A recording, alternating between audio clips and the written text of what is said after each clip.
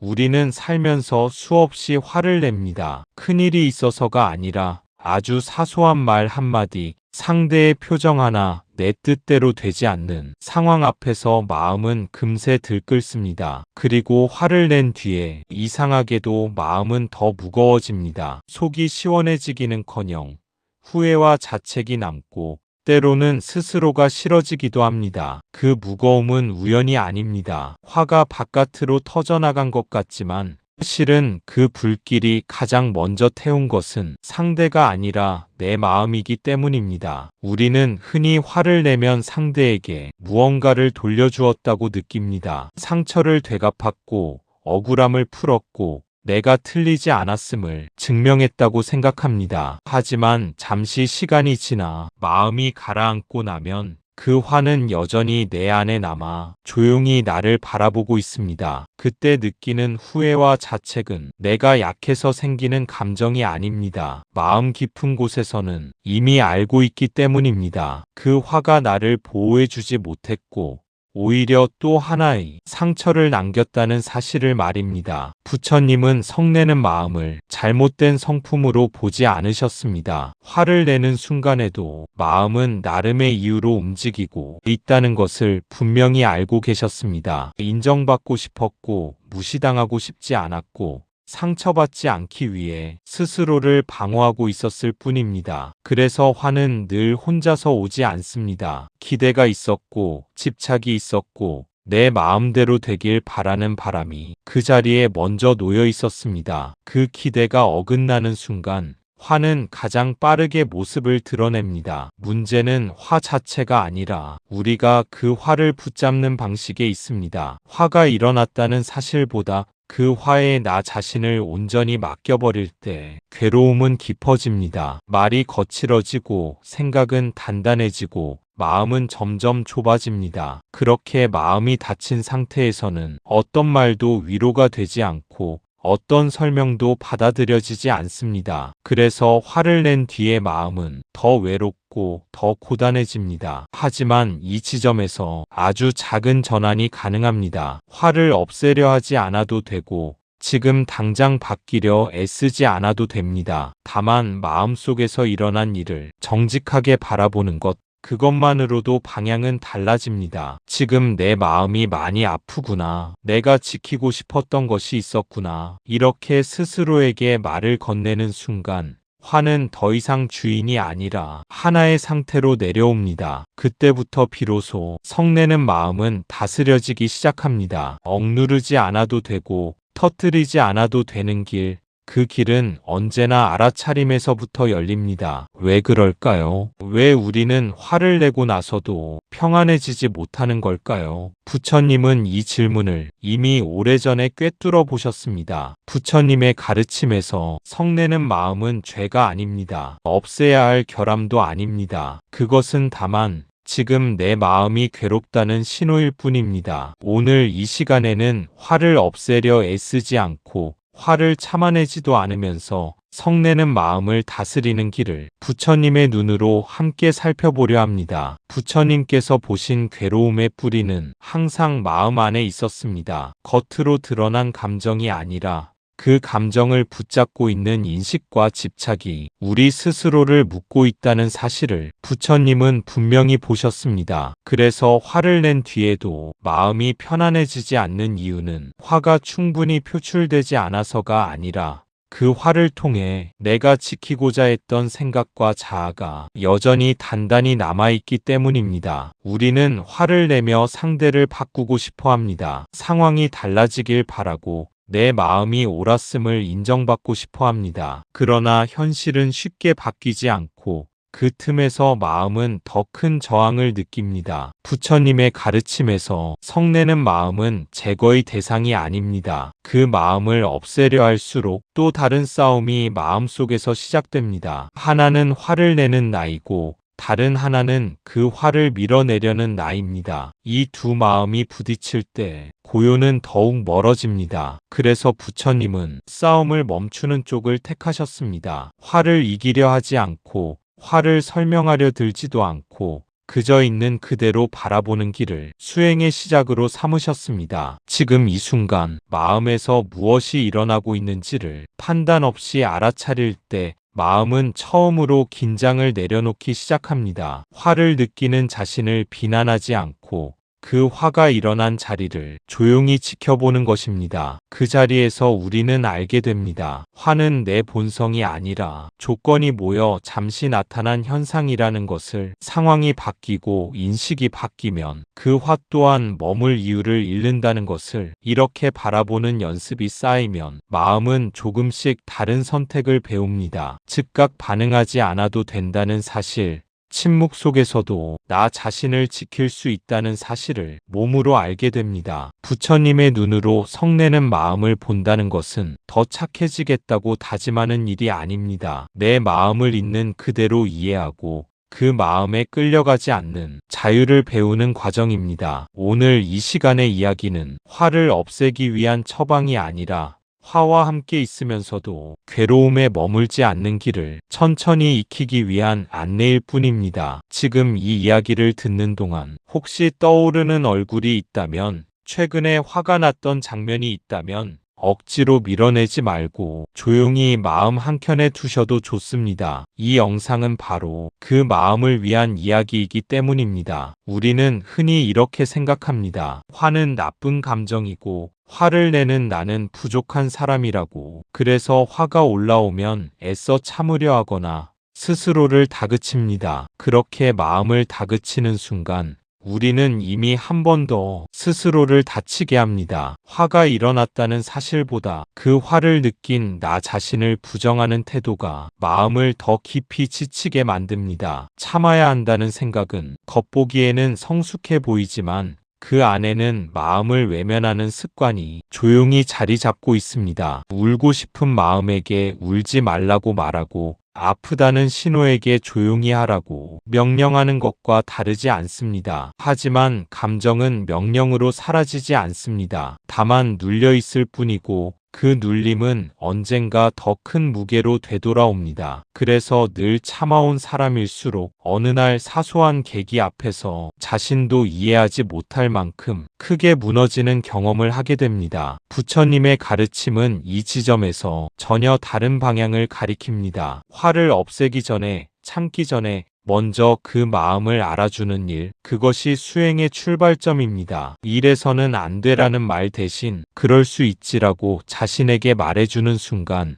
마음은 처음으로 숨을 쉴 공간을 얻게 됩니다. 그 공간이 생겨야 비로소 감정은 스스로 찾아들 힘을 찾습니다. 화를 느끼는 나를 부족한 사람으로 규정하지 않고 그저 지금 이 순간 어떤 마음이 일어나고 있는지를 정직하게 바라보는 것. 이 태도는 나약함이 아니라 아주 깊은 용기입니다. 그 용기는 즉각 반응하지 않을 자유를 주고 스스로를 몰아붙이지 않을 여유를 줍니다. 그리고 그 여유 속에서 우리는 처음으로 알게 됩니다. 화가 사라져야 괜찮아지는 것이 아니라 화가 있어도 나 자신을 잃지 않을 수 있다는 사실을, 마음을 한켠에 두어도 괜찮다고 스스로에게 허락하는 것. 그 작은 허락이 쌓일 때 성내는 마음은 더 이상 폭풍이 아니라 지나가는 바람이 됩니다. 하지만 부처님은 마음을 그렇게 대하지 않으셨습니다. 부처님께서 보신 마음은 늘 조건 따라 일어났다가 조건 따라 사라지는 것이었습니다. 화도 마찬가지입니다. 누군가의 말이 있어서 화가 난 것이 아니라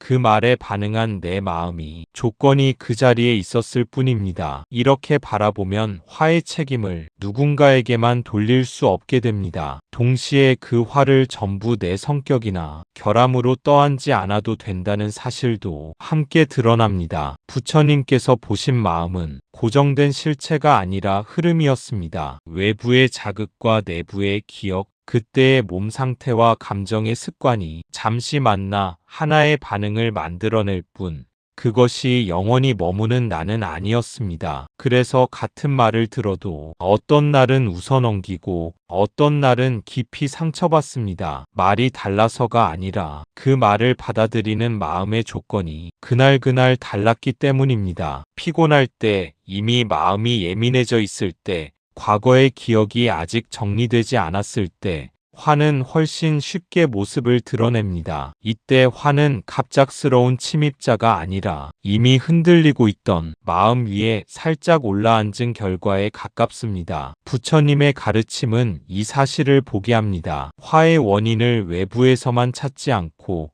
그렇다고 나 자신을 탓하지도 않는 아주 균형 잡힌 시선입니다. 그 시선으로 마음을 바라보면 분노는 통제의 대상이 아니라 이해의 대상이 됩니다. 왜 이런 반응이 일어났는지, 어떤 조건이 이 마음을 이끌었는지를 조용히 살펴보게 됩니다. 이 과정에서 중요한 것은 바로 알아차림입니다. 지금 화가 일어났다는 사실, 그 화가 어떤 조건 위에서 생겨났는지를 보는 순간 마음은 자동 반응에서 한 발 물러나게 됩니다. 그 물러남 속에서 선택의 여지가 생깁니다. 바로 말로 내뱉지 않아도 되고 생각을 끝까지 밀어붙이지 않아도 됩니다. 그저 잠시 지켜보는 것만으로도 마음은 스스로 가라앉을 시간을 얻게 됩니다. 부처님께서 마음을 이렇게 보셨다는 사실은 우리에게 큰 위안을 줍니다. 화가 났다는 이유만으로 나 자신을 부정하지 않아도 되고 그 화에 끌려가지 않으면서도 도망치지 않을 수 있는 길이 이미 열려 있기 때문입니다. 조건 따라 일어났다가 조건 따라 사라지는 마음,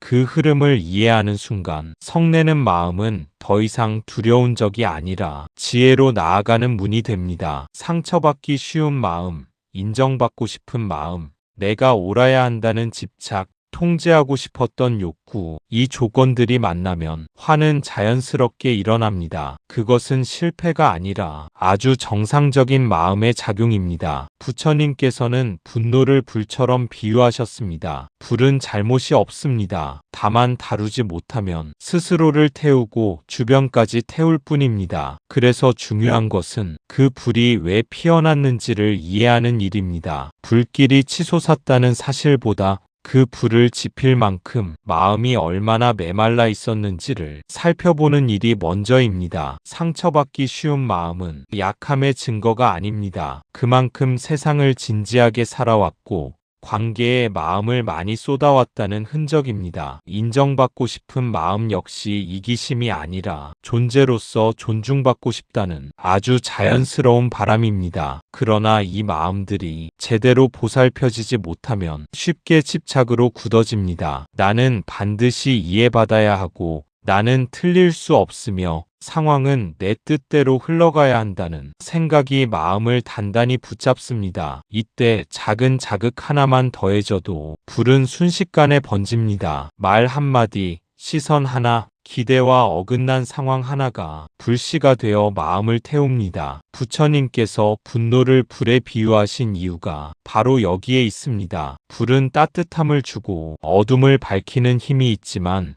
방치하면 모든 것을 삼켜버립니다. 분노도 마찬가지입니다. 에너지가 크기에 방향을 잃으면 가장 먼저 나 자신을 해칩니다. 그래서 수행은 불을 끄는 일이 아니라 불을 다루는 법을 배우는 과정입니다. 불을 무서워해 도망치지도 않고 불 속으로 뛰어들지도 않으며 적절한 거리를 두고 그 성질을 아는 일입니다. 마음속에서 분노가 일어날 때 그 불길을 바로 잡으려 하지 말고 지금 이 불이 어떤 욕구에서 비롯되었는지를 차분히 살펴봅니다. 인정받지 못했다는 느낌인지, 통제력을 잃었다는 두려움인지, 혹은 스스로를 지키려는 절박한 반응인지, 이렇게 불의 성질을 알게 되면 분노는 점차 말을 잃습니다. 이해받는 순간 불은 더 이상 거세게 타오를 이유를 찾지 못합니다. 부처님의 가르침은 우리가 화를 내지 않는 사람이 되라고 요구하지 않습니다. 다만 화가 일어날 때마다 그 불에 휩쓸리지 않고 지혜의 등불로 그 불을 비추라고 말합니다. 그때 분노는 파괴가 아니라 깨달음의 재료가 됩니다. 마음을 태우던 불은 마침내 마음을 밝히는 따뜻한 빛으로 바뀌게 됩니다. 그래서 수행은 불을 없애는 일이 아니라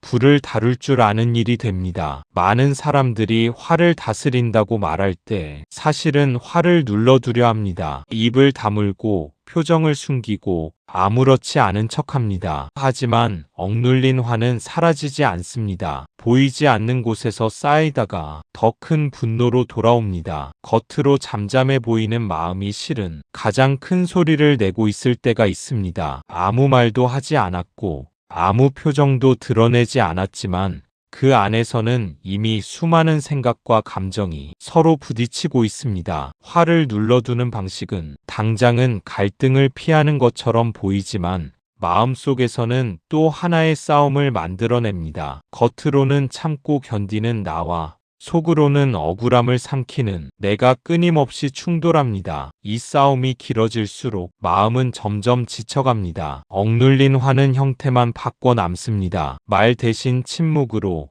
분노 대신 냉소로, 표현 대신 거리감으로 나타납니다. 그리고 어느 순간 전혀 예상하지 못한 상황에서 더 큰 폭발로 터져나옵니다. 부처님의 수행은 이렇게 쌓아두는 방식을 택하지 않습니다. 불을 덮어두는 것이 아니라 불이 타오르는 순간을 있는 그대로 바라보는 길입니다. 그 불길을 바로 끄려 하지 않고 그 성질과 움직임을 알아차리는 것입니다. 화를 느끼는 순간 입을 닫는 대신 마음을 여는 연습을 합니다. 지금 이 화가 어디에서 시작되었는지, 무엇을 지키려 하고 있는지를 조용히 살펴봅니다. 이 과정에서 중요한 것은 자신에게 솔직해지는 일입니다. 나는 괜찮다고 말하기보다 지금 괜찮지 않다는 사실을 스스로 인정하는 용기입니다. 그 인정이 있어야 감정은 더 이상 소리를 높이지 않아도 됩니다. 불을 다룰 줄 안다는 것은 감정을 없애는 기술이 아니라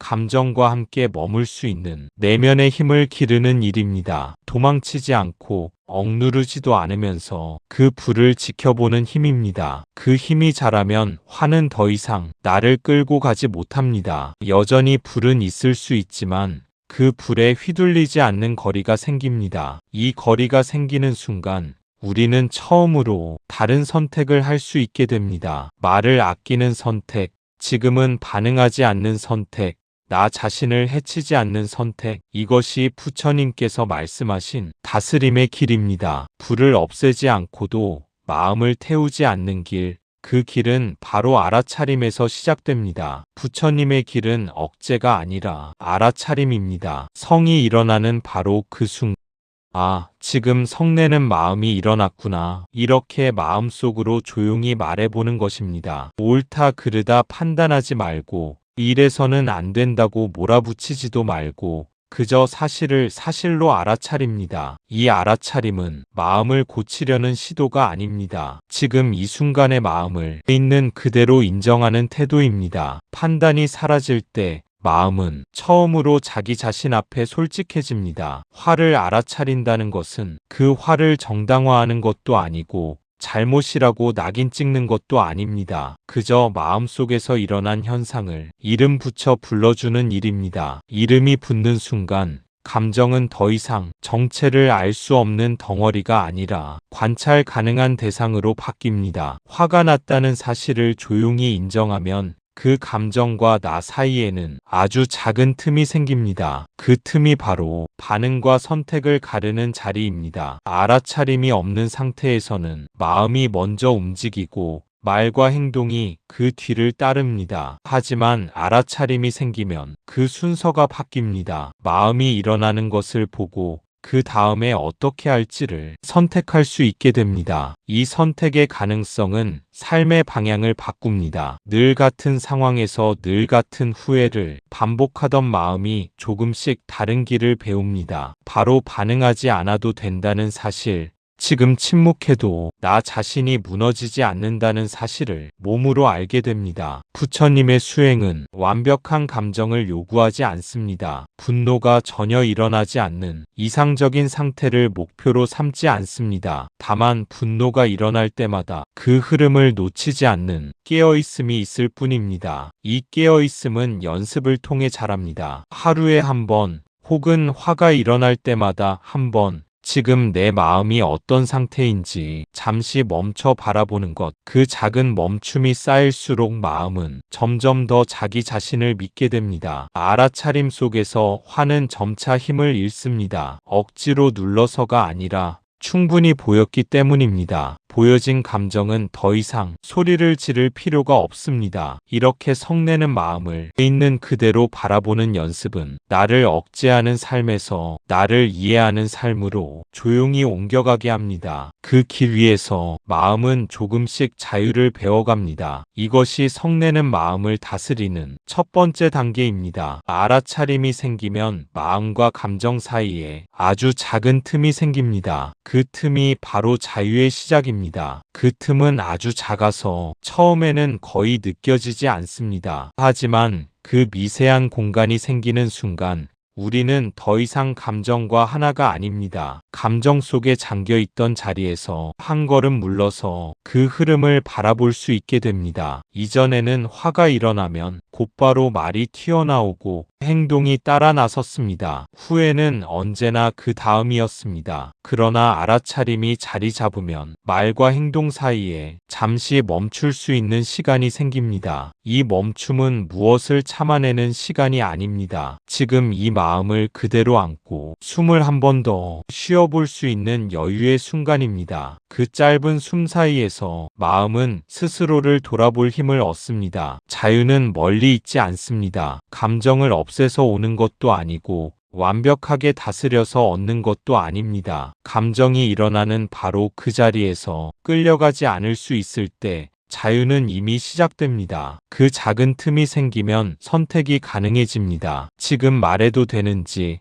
조금 기다리는 것이 나은지, 혹은 아무 말도 하지 않는 것이 나 자신을 지키는 길인지 스스로에게 물을 수 있게 됩니다. 이 질문을 던질 수 있다는 사실만으로도 마음은 이전과 다른 방향을 향합니다. 늘 반복되던 반응의 고리는 그 자리에서 느슨해지기 시작합니다. 알아차림은 한 번으로 완성되지 않습니다. 다시 화에 휩쓸리고 다시 후회하고 다시 그 자리를 놓치기도 합니다. 그러나 중요한 것은 다시 돌아오는 능력입니다. 그때마다 이 작은 틈은 조금씩 넓어집니다. 감정이 지나가는 길을 알아보게 되고 그 길에 휘말리지 않는 법을 몸으로 익히게 됩니다. 부처님께서 말씀하신 자유는 모든 번뇌가 사라진 상태가 아니라 번뇌 속에서도 자기 자신을 잃지 않는 힘입니다. 알아차림으로 생겨난 이 작은 틈은 그 힘이 자라나는 자리입니다. 두 번째 단계는 그 화의 뿌리를 바라보는 일입니다. 화는 언제나 다른 감정을 가리고 있습니다. 그 아래에는 대개 상처가 있고 두려움이 있고 외로움이 있습니다. 무시당했다고 느낀 순간, 사랑받지 못한다고 느낀 순간, 내가 흔들린다고 느낀 순간,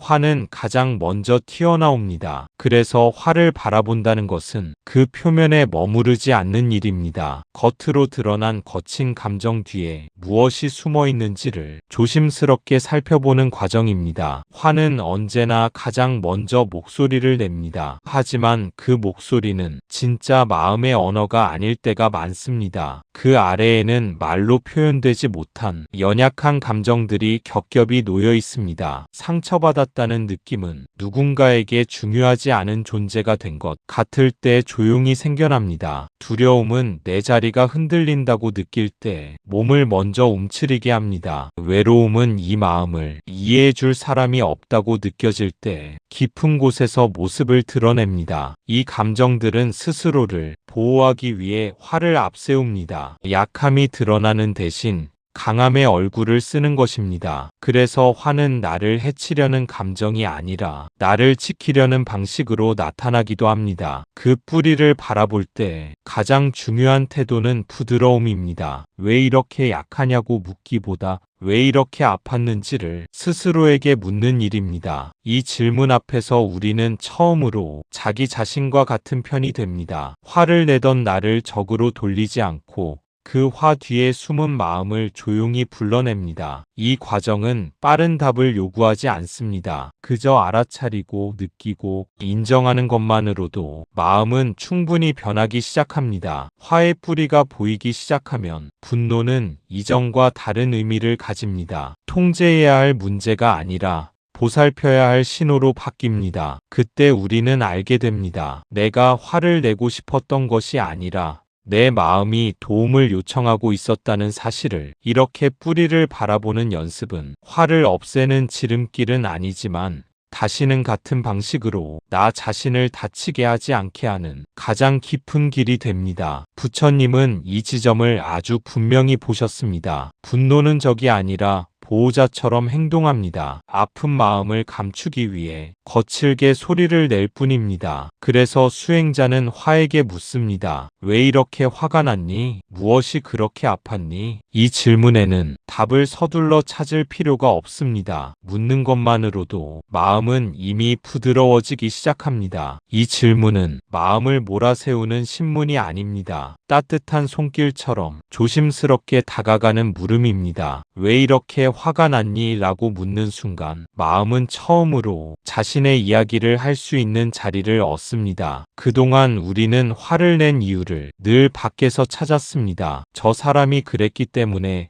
상황이 이랬기 때문에, 세상이 나를 힘들게 했기 때문에. 하지만 부처님께서 보신 길은 언제나 안쪽을 향해 있습니다. 외부의 자극보다 그 자극을 받아들인 내 마음의 상태를 더 중요하게 보셨습니다. 무엇이 그렇게 아팠니? 라는 질문은 과거의 기억을 조용히 불러옵니다. 비슷한 말에 이전에 다쳤던 순간, 같은 상황에서 참아야 했던 감정, 표현하지 못하고 삼켜버렸던 마음들이 천천히 떠오릅니다. 이때 중요한 것은 그 기억을 분석하거나 판단하지 않는 것입니다. 옳고 그름을 가르지 않고 누가 잘못했는지를 따지지 않습니다. 그저 이런 아픔이 있었구나 하고 알아차립니다. 이 알아차림 속에서 마음은 더 이상 소리를 지를 필요가 없어집니다. 이미 들렸기 때문입니다. 이미 알아주었기 때문입니다. 그래서 수행자의 질문은 문제를 해결하려는 질문이 아니라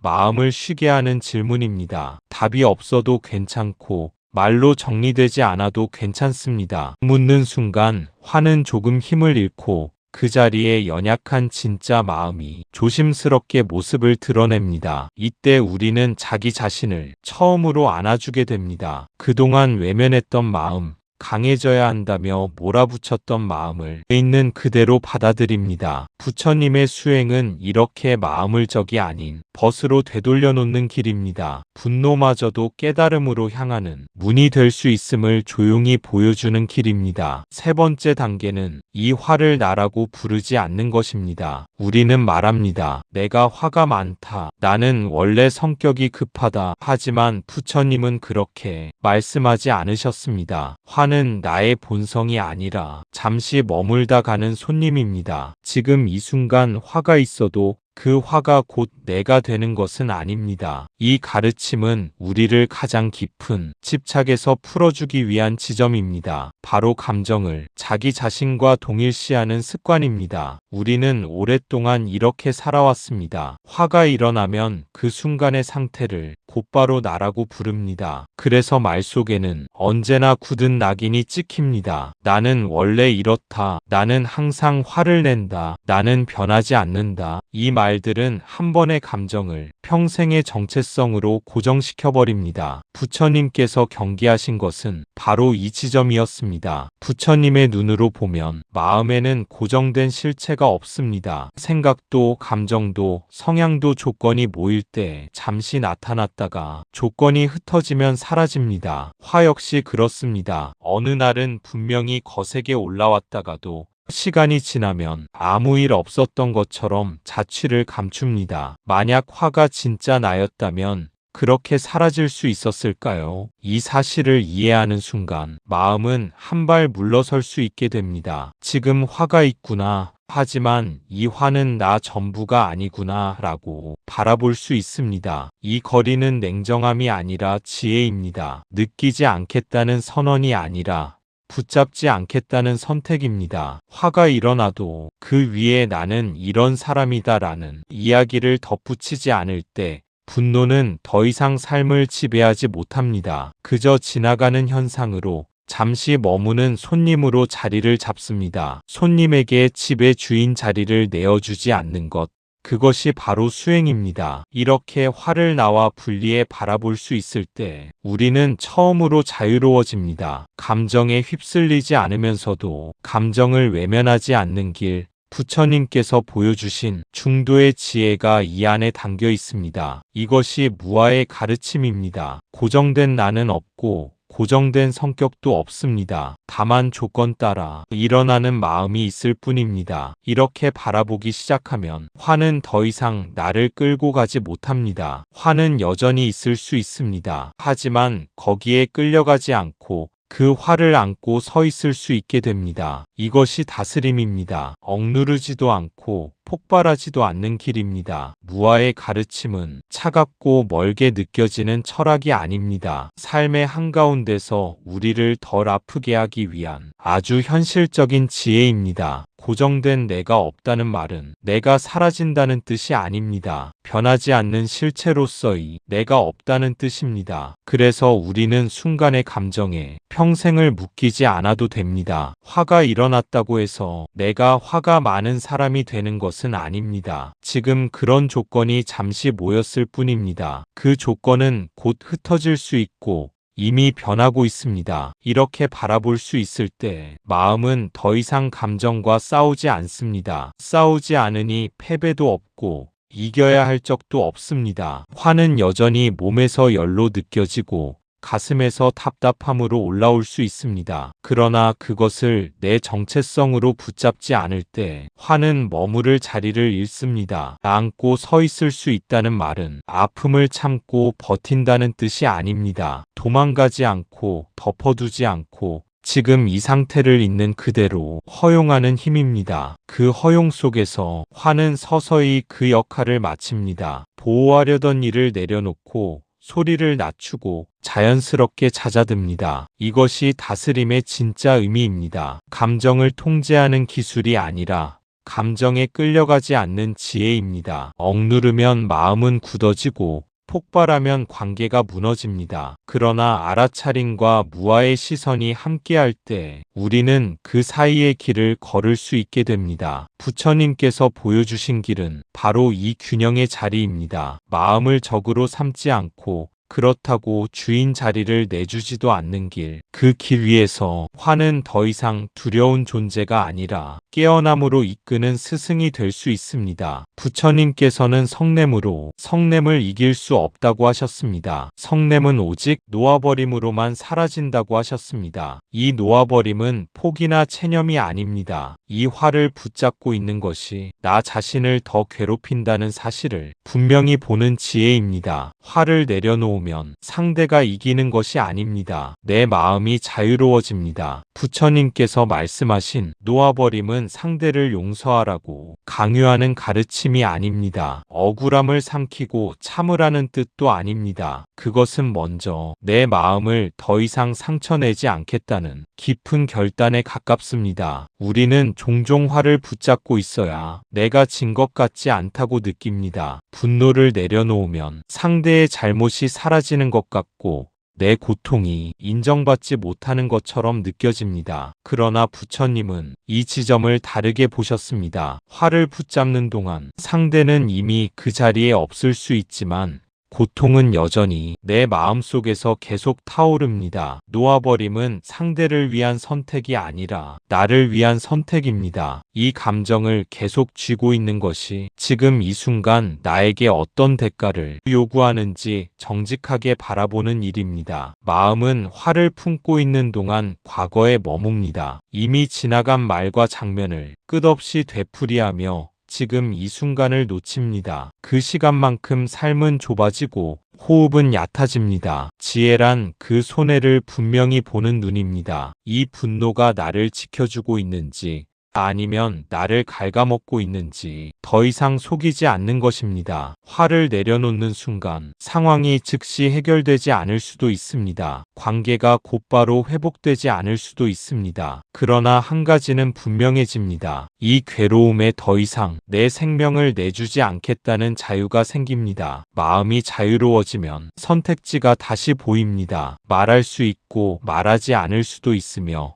거리를 둘 수도 있습니다. 분노가 아닌 지혜가 방향을 결정하게 됩니다. 부처님의 가르침은 이처럼 조용하지만 분명한 해방의 길입니다. 화를 내려놓을수록 우리는 약해지는 것이 아니라 스스로를 지킬 힘을 되찾게 됩니다. 수행을 하다 보면 어느 순간 이런 경험을 하게 됩니다. 예전 같았으면 하루 종일 마음을 괴롭혔을 일이 잠시 머물다 사라집니다. 말을 하지 않았는데도 마음이 편안해집니다. 그때 알게 됩니다. 아, 내가 화를 이긴 것이 아니라 화에 끌려가지 않았구나. 이 순간은 어떤 극적인 깨달음처럼 번개처럼 찾아오지 않습니다. 오히려 아주 조용하게 눈에 띄지 않게 다가옵니다. 문득 돌아보니 마음이 덜 소란스럽고 예전처럼 생각이 끝없이 이어지지 않습니다. 사건은 같았는데 내 반응이 달라졌다는 사실을 뒤늦게 알아차립니다. 이 경험은 화를 없앴다는 성취감보다 끌려가지 않았다는 안도감에 가깝습니다. 무언가를 억지로 참은 것도 아니고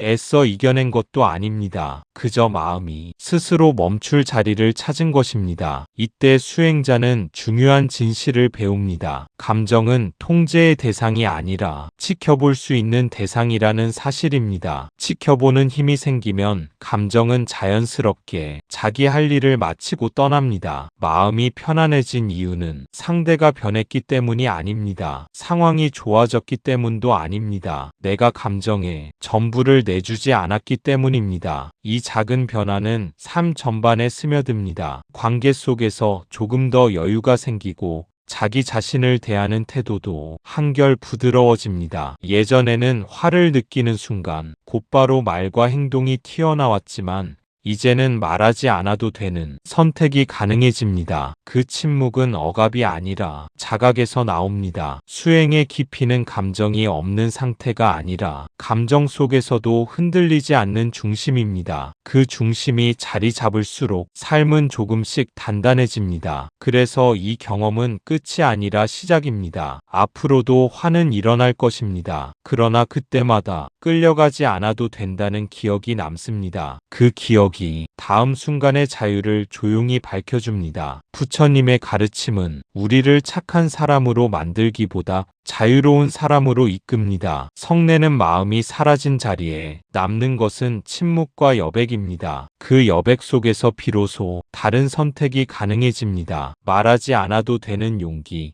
지금 반응하지 않아도 되는 지혜, 나 자신을 해치지 않는 선택. 부처님의 길에서 말하는 자유는 아무렇게나 행동해도 된다는 뜻이 아닙니다. 해야 할 말을 다 쏟아내고 감정을 그대로 표현하는 것이 해방은 아닙니다. 진정한 자유는 반응하지 않을 수 있는 힘에서 나옵니다. 침묵을 선택할 수 있다는 것은 두려움이 아니라 깨어있음의 표현입니다. 성내는 마음이 물러간 자리에는 공허함이 아니라 넉넉한 공간이 남습니다. 그 공간은 마음을 숨쉬게 하고 다음 행동을 조급함 없이 고를 수 있게 합니다. 우리는 늘 즉각 반응해야 한다고 배워왔습니다. 억울하면 말해야 하고 불편하면 드러내야 한다고 믿어왔습니다. 그러나 부처님은 그 사이에 머무를 수 있는 자리가 있음을 보여주셨습니다. 여백이 생기면 감정이 행동을 결정하지 않습니다. 지혜가 자리를 차지합니다. 이 말이 지금 필요한지,